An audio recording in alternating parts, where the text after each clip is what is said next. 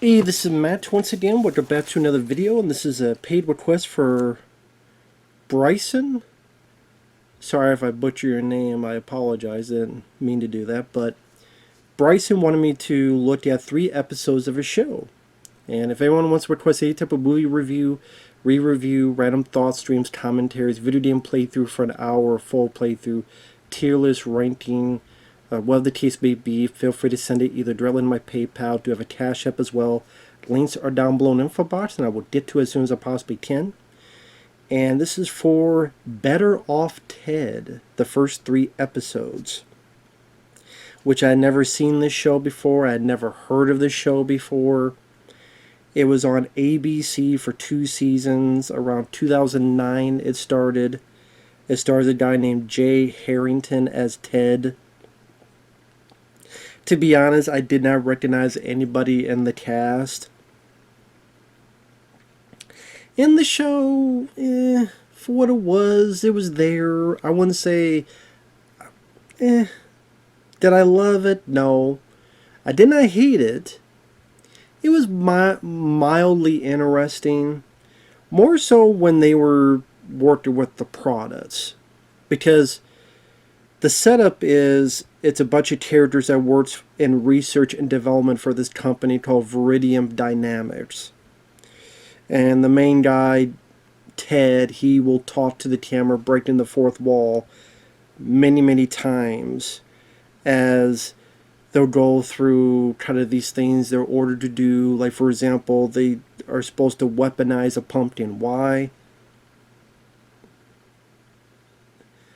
I mean, hell, he's told this by a superior, and he's like, so do I. Because? Because he's wondering, well, what's the deal with weaponizing a pumpkin? I would say that's where the humor falls for me. The characters are there. You have Ted, who's gotten a promotion, and he's our main character. He has a daughter. His wife has gone away. I forget, he said it twice or so, but kind of left to pursue better, make the world a better place, however she wanted to do it, by leaving her family. So it's just him and his daughter. You have his female supervisor, who's for the most part deadpan in her delivery. You have this lady that for some reason likes to keep taking, what is it, creamer, like for your coffee. Like, these keeps taking the creamer for some reason, like she can't help it. And her and the lead guy have a little thing going on. And then you have these 2 scientists that do a lot of the research stuff, Phil and Lim, the 2 lab scientists. And chunks of episodes are denoted to them as well. And I would say there are main 4 characters. No, 5 characters. Ted, his supervisor, his kind of girlfriend but not really, and those 2 lab scientists. So the first one's trying to establish who the characters are, this research and development facility. When they're now working on the pumpkin, they're working on these chairs. And so I thought this was funny, like people working on the chairs, trying to work, and they keep doing this with the chairs, and they go, yeah, well, if the chair's irritating, it makes the folks work harder. Because they're not comfortable to do stuff and be lazy and get on their phones. No, they're always antsy. And then they go, the more uncomfortable they are, the harder they work. Until they go mad. And one person gets up, it just runs off. It's too bad it's ABC, because I wanted the guy to go, this is fucking bullshit, fuck you, and then leave. But this is ABC, so they're not going to do that. But he goes crazy and leaves. But they still go along with this chair idea. Which, fuck that. I mean, maybe it would make you work harder. But I ain't sitting no damn chair. Like, this chair is comfortable. People wonder, why you use this chair that's like from 1972? Because it's comfortable as fuck. It is. This chair is comfortable. I could sit in this chair for hours and still feel good. On my back and my ass. So, this chair is the bee's knees. So it may be from 1972, where the fuck it came out, but it's sturdy like a porn dick. So I'm fine with it. Although I won't sit on that. I'll sit on this instead. But that's neither here nor there. But I thought that was a funny bit there with the chair.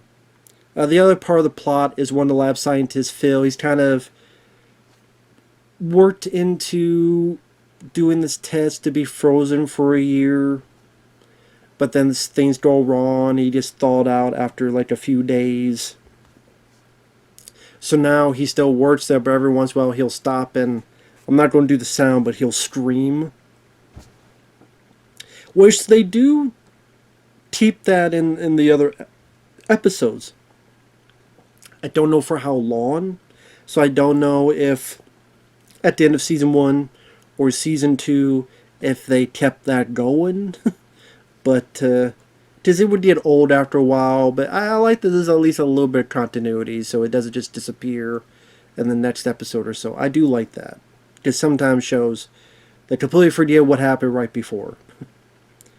But as a first episode, it was fine. Like, it was nothing. I didn't find it amazing or anything, but I didn't mind the actors who played Phil and Lim. I thought they worked fine. The lead guy, Jay Harrington, he might have been in something I've seen before, but I don't remember it offhand. But he did. I'm going to keep using the word fine. I know it's repetitive, but it's the word I keep thinking of. Whereas nothing that blew my mind. It's nothing that maybe busted gut, but there's some humorous moments there. I do think the first episode was the best of the 3 I saw. Episode 2.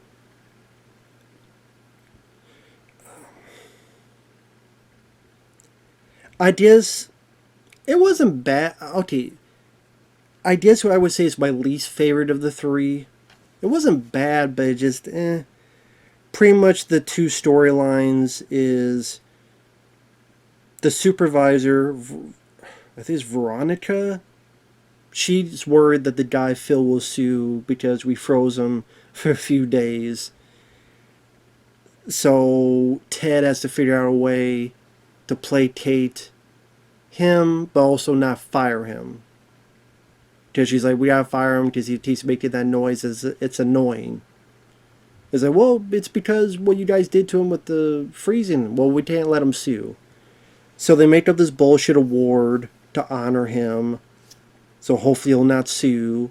But then he goes to his head and be cocky. So his lab partner, Lim, wants nothing to do with him. So then Ted has to get the 2 to patch up. And the other part of the plot is there's this beef that they need to have without cows.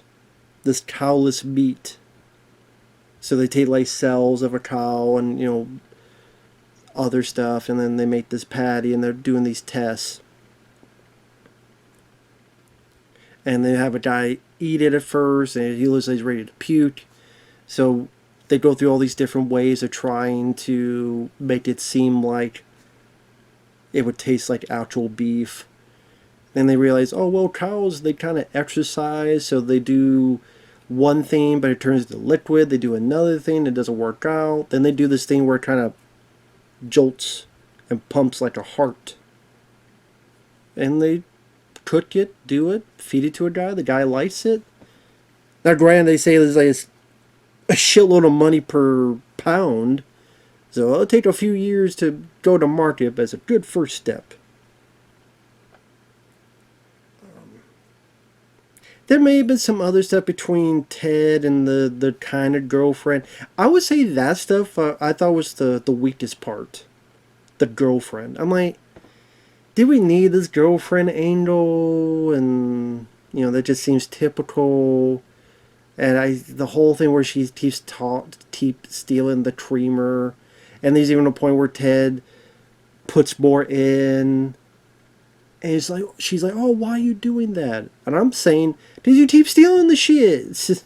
Don't steal the shit. He won't have to fuck. But I'll be stealing from you. I'm like, yeah, exactly. Then stop stealing it at all. Buy your own fucking creamer. It's one thing if you don't take one or two or even five, but 50? That's a bit much. Like, come on. Like, hey, there's some cookies. Let's say there's 20 cookies. You take one or two or three, but don't take fucking 10 of the 20 cookies. Jesus. What the fuck? But, that's just me.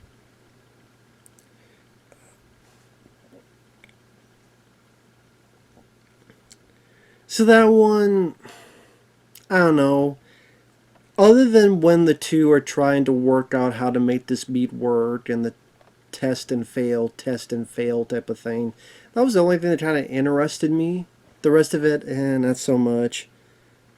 Kind of like a weaker version of The Office or some of those other movies that take place in an office or Office Space, which I like that movie. I think that's a funny movie. So it's definitely not Mike Judge type of humor for me. And then episode 3, I thought was a bit better. Our lead character brings his daughter to work. There's these, how do I put it? These alarms keep setting off, so they gotta stop and worry about decontamination. They later find out these two guys, I forget their names, they keep sending them off because they're bored.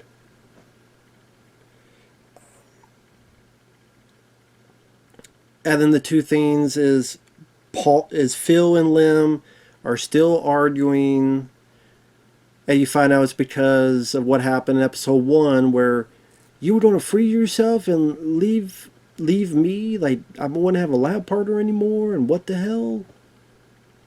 So they finally patches up. They were doing this thing in this episode I thought was kind of funny, where the daughter said, well, that guy treats you like he's the boss. So one takes offense and they go, fine, we don't have a clock and I'll be the boss for 10 minutes, and then when it's done, you be the boss for the next 10 minutes. And Ted sees this and just throws the clock away. But then later on sees maybe they kind of need this, and later on gives it back to them. But then when things look dire, they come up with a plan. There's only one suit. You take it. No, you should take it. So it's a fun visual gag where when Ted comes in, they both made the suit cover both of them. So smart, quick thinking. Definitely some bonding. Wearing the same suit with someone else, there's definitely some bonding there. Meanwhile, the supervisor, she is liking the lead guy's daughter because she notices that when people are around her, she's like, people seem to control their emotions around you. So they don't get as angry or as crying or stuff. And they try to compose themselves more because the kid's in the room. So the supervisor likes that. Even uses her to fire someone. Which was kind of funny, but nothing gut-busting funny or anything. You have a little bit between the lead character and his girlfriend, but not really.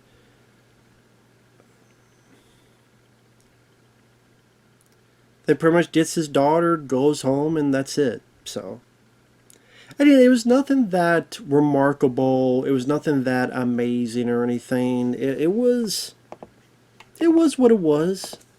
I know that's kind of lame to say, but I mean, if it wasn't for the paid request, let me put it this way. The only way I would ever see more of this show under my own volition would be if it was a paid request. Would I ever go on my way to watch this on my own? Honestly, no. Again, it would only be if it was a paid request. It just didn't intrigue me enough to keep. If Brysen wants me to see more, that's up to him. If not, I understand. But other than that, I'm looking up the actors and other stuff. So it came out 2009. It ran to 2010, but it was 2 seasons. 26 episodes, but 2 of them unaired in the U.S. It did get critical acclaim, apparently. But it had very low ratings on ABC. Okay, so episodes 1 through 24 were on ABC, and then 25, 26 were on Network 10, which is an Australian commercial TV network. Okay, that's interesting. Jay Harrington. I wanted to see what else he's been in. So Jay Harrington, he was in the 2000 film Octopus, which I think I might have seen that film. So if so, then I've seen him in that. But that sounds familiar. Octopus from 2000. He was the lead guy.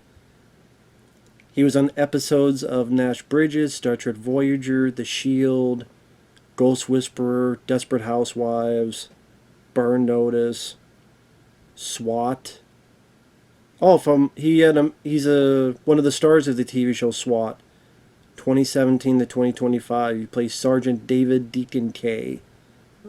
For those who are fans of the new SWAT show.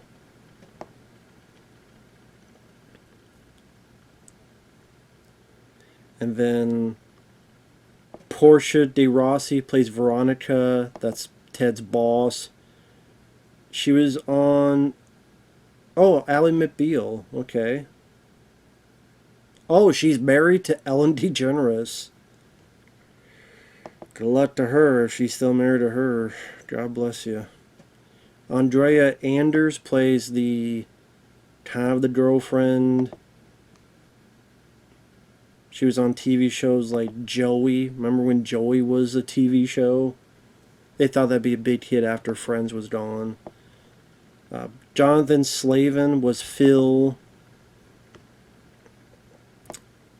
That was a guy that they tried to freeze and it only lasted a few days and something screwed up.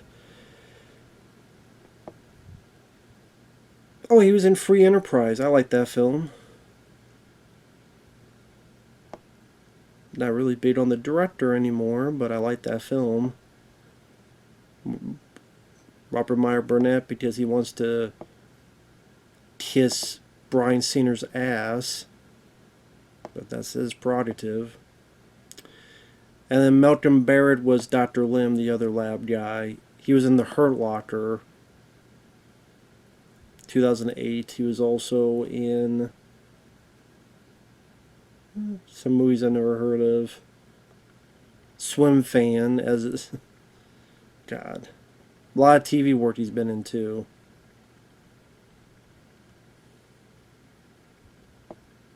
He was in History of the World Part 2. That's a Mel Brooks thing that no one remembers even fucking existed. History of the World Part 2. Gee, that's the thing. They did that and they want to make a Spaceballs too. Jesus. Anyway. The show as it was okay. Nothing I loved or anything, but nothing I hated either. So, take that for you will. Like I said, when it was more of the research development stuff, that was kind of fun. The personal dynamics, the characters, I just didn't find that. Maybe the closest were probably the two lab scientists, Phil and Lim. Those I probably found a little bit more quirky and characteristics compared to the lead characters. So maybe that's what it is. But with that said, thanks for watching. Take care. We'll see you guys later. Bye-bye.